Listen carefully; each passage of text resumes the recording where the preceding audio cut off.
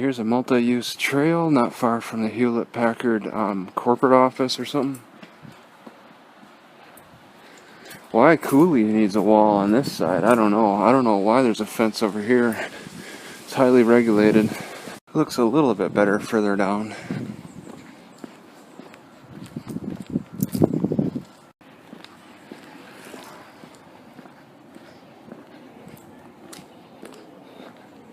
Excuse me, Mr. Chicken. Okay with me getting your picture?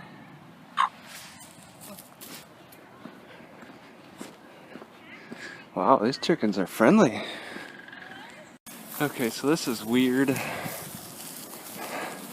Keep donkeys safe? What are they talking about? Some old farm equipment here, sitting in the park. Must be talking about these donkeys. Hey, donkey. Picture.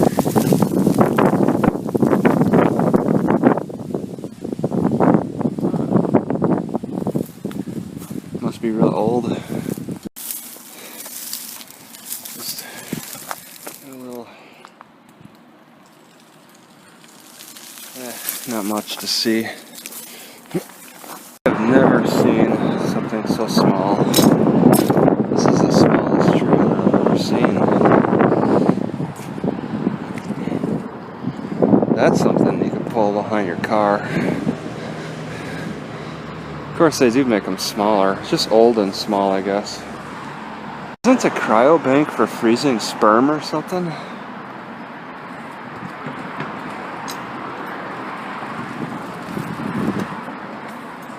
Retro tote.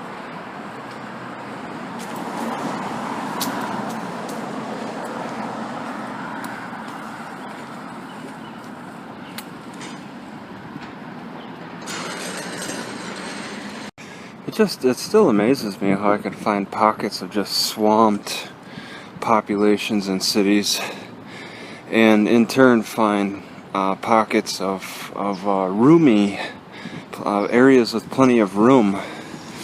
You just have to look around.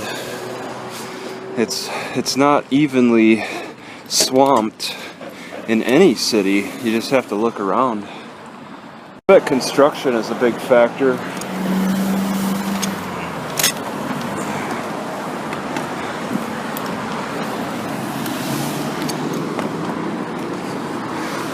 People have to move out of construction areas when buildings close down and stuff. Buildings get old and they have to abandon that, and it takes a long time for something new to come back, especially if they have to tear down the old building.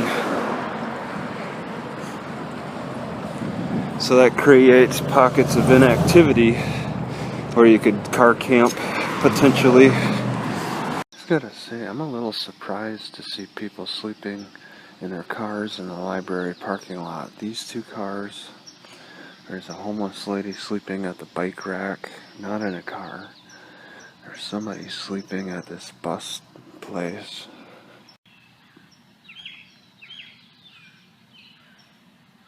This is a terrible designed sidewalk area.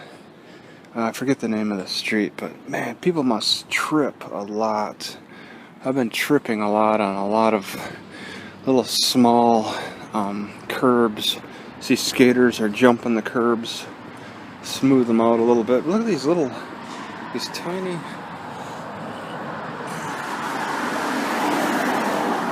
curves. They're on both sides of the street. It's really annoying to run into them. So the bathrooms are kind of obscure at Eagle Park, but you just gotta walk around and you find them. Many times I find that when there's a swimming pool at the park, there's no bathroom. The bathroom is built into the security within the swimming pool area.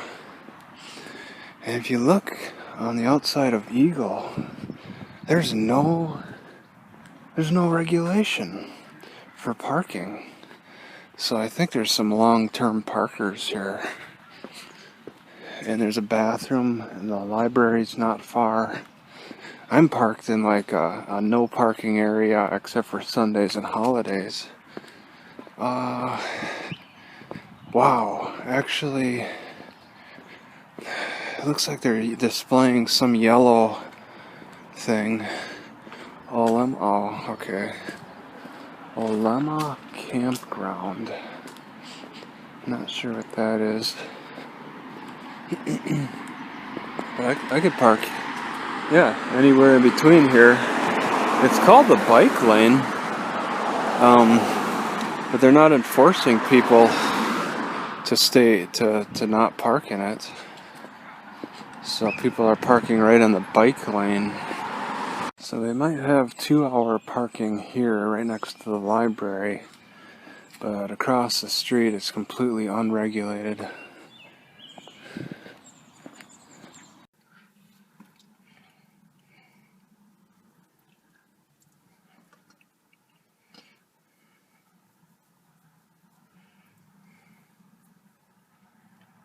You know, it seems kind of strange to me, but I guess I never really thought about it until I seen this, but over there's, what? Oh, I thought this was upside down. Over there, I see there's like 4 or 5 older guys playing with younger guys, playing a game of soccer, and really looking like they're putting some effort into it. You don't see that very often.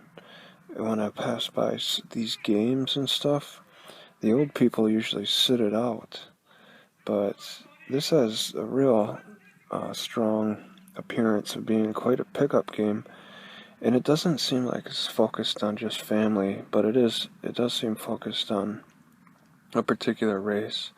I don't think I can understand what they're saying. I don't believe they're speaking English, but it's just what's interesting to me is how any age, somebody who looks like they're 60 years old, and then some little teen kid, any age, is playing this game, this little pickup soccer game, and kind of seriously too. But usually when I pass by games like this, it's generally focused on one particular age group. So this is a little different. You know, I was listening to an older man, maybe in his late 20s, with a young boy, and I was thinking, how could I tell if he was abducting that child? I can't understand a word they're saying. It's like, when it comes to foreign languages, there's a lot that you have to that you don't pick up on, because you don't understand how the interaction's going. So there's a lot of devious activity that can be gotten away with using a different language. It leaves me left up to body language. And what if the child speaks, only another language in America? There's nothing you can do. If there was something wrong,